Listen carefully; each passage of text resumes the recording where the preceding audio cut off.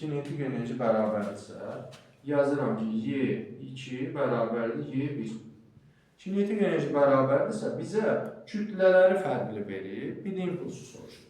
Y-nin əvəzinə P kvadrat bölü 2 yazsın. Deməli, Y2 olacaq. P2 kvadrat bölü 2. 2. Bu da olacaq.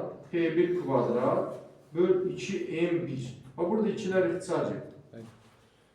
P1 deməli qiymətlərin yerinə yazsın. P2'nin kvadratı bölü 2M. 2M deməli oldu. 2M qədər. Kütləsi 2M'dir. Bərabərdir P1'in kvadratı bölünsün M. M'lər də ixtisar edir.